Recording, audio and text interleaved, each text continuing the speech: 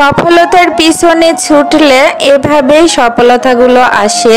Hello everyone, আসসালামু আলাইকুম, welcome back to my new blog. কেমন আছেন সবাই?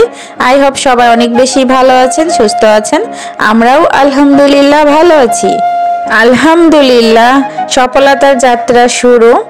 তো ভিডিওতেই বলবো সব কিছু, একটু ধৈর্য ধরে ভিডিওর সাথেই থাকবেন। তার আগে এই যে আমি এখানে শুক্রবারের দিন এখানে আমি একটু মাংস রান্না করে নিচ্ছি, লেয়ার মুরগির মাংস, সাথে নতুন আলু দিয়ে রান্না করব।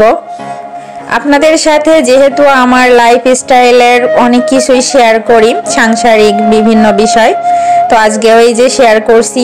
এখানে এই যে কতগুলা টাকা দেখতে পাচ্ছেন, আমার হাতে যে টাকাটা দেখতে পাচ্ছেন এটা কিন্তু সানায়ের বাবা আমাকে দিয়েছে 600 টাকা।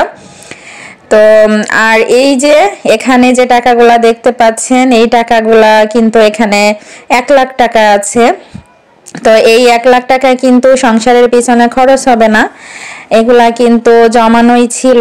তো এই জমানো টাকা দিয়ে অফিসের কাজে আর কি এই টাকাটা লাগানো হবে।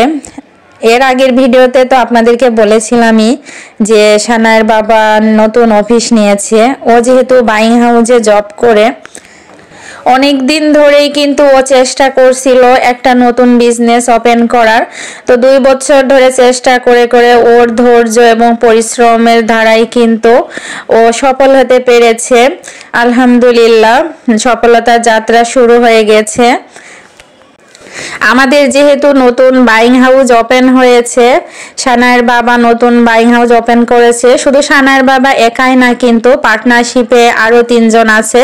টোটাল কিন্তু 4 জন পার্টনারশিপে আছে। তার মধ্যে বিদেশের 2 জন আছে, একজন স্পেনের, একজন চায়নার, আর বাংলাদেশের এই যে আপনাদের ভাইয়া, আর ওর সাথে আছে সানায়ের বাবার আর কি প্রাক্তন জিএম। আগে ও যে বাইং হাউসে জব করতো সেই বাইং হাউসের জিএম ছিল, এখন আর ওখানে সে জিএম হিসাবে নাই।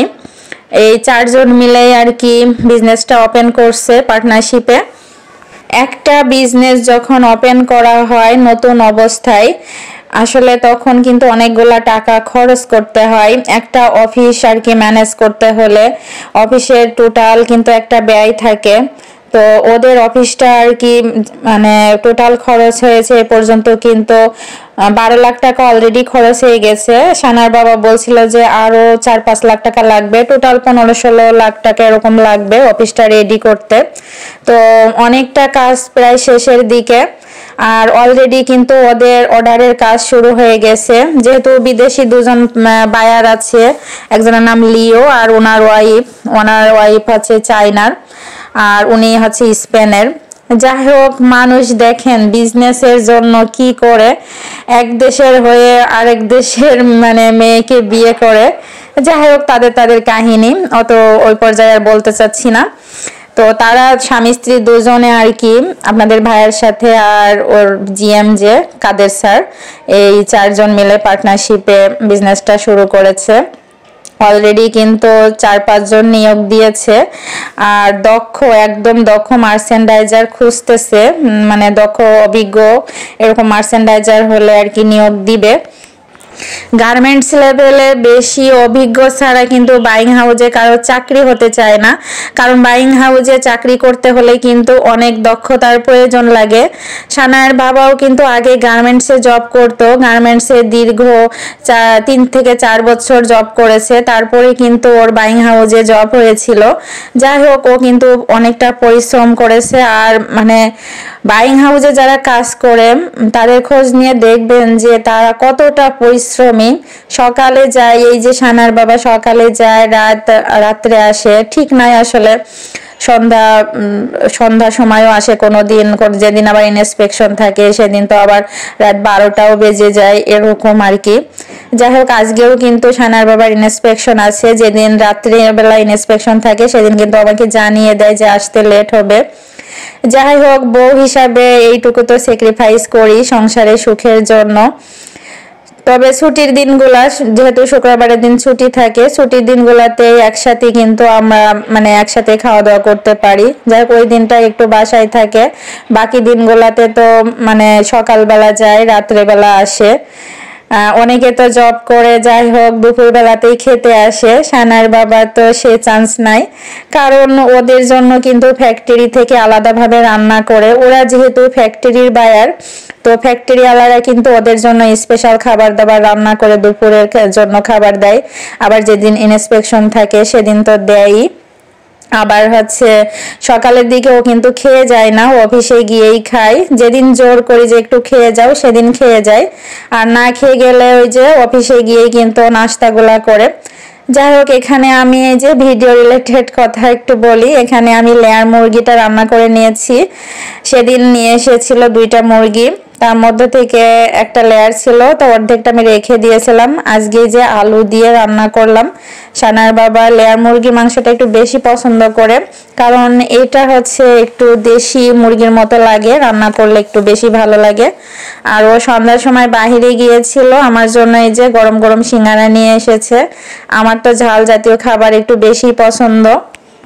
এজন্য বলি যে এভাবেই কিন্তু সফল হওয়া যায়, যদি থাকে একটু ধৈর্য পরিশ্রম। ধৈর্য পরিশ্রম থাকলে কিন্তু যে কোনো মানুষই সফলতার মুখ দেখতে পারে। এই যে সানার বাবা কিন্তু দীর্ঘদিন ধরে চেষ্টা করে করে তারপরেই কিন্তু এই যে একটা বিজনেস ওপেন করতে পেরেছে। এখন আল্লাহর কাছে সব সময় বলি যে আল্লাহ যেন সব সময়, যেহেতু এটা কষ্টের জিনিস, কষ্টের একটা বিজনেস ওপেন করলো, যাই হোক এটাতে যেন ভালো ফলই আমরা সব সময় পেয়ে থাকি। আর সৎভাবে যে কোনো বিজনেসে যদি পরিচালনা করা যায় সেখানে অবশ্যই সফলতা আসতে বাধ্য হবে। আর এখানে কিন্তু 4 জনই, যে 4 জন পার্টনারশিপে আছে, এরা কিন্তু প্রত্যেক মাসে বেতনভুক্ত।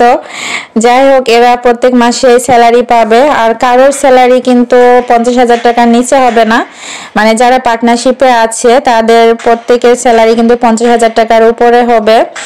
আর যাদেরকে নিয়োগ দেয়া হবে তাদের দক্ষতা বুঝে তাদের স্যালারি দেওয়া হবে।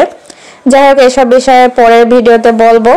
এখানে যে আমি কিছু নতুন আলু কেটে নিচ্ছি, একদম চিকন চিকন করে কেটে নিচ্ছি। সাথে এই যে একটা টমেটো দেব। সানার বাবাকে বলেছিলাম যে একটু বেগুন এনে দিতে। বেগুন আর আলু দিয়ে মূলত চচ্চড়ি করতে চেয়েছিলাম, যে ছোট মাছ চচ্চড়ি করব, কিন্তু বেগুন ছিল না, ঘরে আলুই ছিল। এখন এই যে আলুগুলা কেটে নিচ্ছি, আলু দিয়ে আর টমেটো দিয়ে ছোট মাছটা চচ্চড়ি করে নেব। অনেকেই চিন্তা ভাবনা করে যে আমার দ্বারা কিচ্ছু হবে না, আমি জীবনে কিছুই করতে পারবো না, এরকমটা ভেবে কিন্তু অনেকে হাই হতাশ ফেলে। আমি বলি যে এভাবে হাই হতাশ না করে আপনার যা কিছু আছে সেটা নিয়ে আপনি আগান। আপনার যদি একটু জমানো টাকা থাকে, অল্প পরিমাণই হোক সেটা দিয়ে আপনি যে কোনো একটা কাজ শুরু করেন। দেখবেন শুরু করলে আস্তে আস্তে আপনার সফলতা অবশ্যই আসবে। আর আপনার যদি ধৈর্য থাকে ভিতরে এবং পরিশ্রম, এই দুইটা তো আপনার অবশ্যই লাগবে, এবং সততা এটাও আপনার লাগবে। এই 3টা জিনিস ছাড়া কিন্তু আপনি কখনোই সফলতার মুখ দেখতে পারবেন না। আমাকে কিন্তু অনেকে জিজ্ঞেস করে যে আপু তুমি কোন অ্যাপস দিয়ে মানে ভিডিও এডিট করো। আমি তো আসলে মূলত ক্যাপকাট দিয়েই করে থাকি। ক্যাপকাটটা আমার কাছে বেশি সহজ মনে হয়, কিন্তু গতকাল থেকে একটা প্রবলেম দেখছি, সেটা হচ্ছে যে আমি তো ক্যাপকাট ফ্রিতে ইউজ করি। এখানে যে নয়েজ অপশনটা আছে, নয়েজে কিন্তু প্রো ভার্সন চলে এসেছে, ওটার ফ্রি নিতে পারছি না।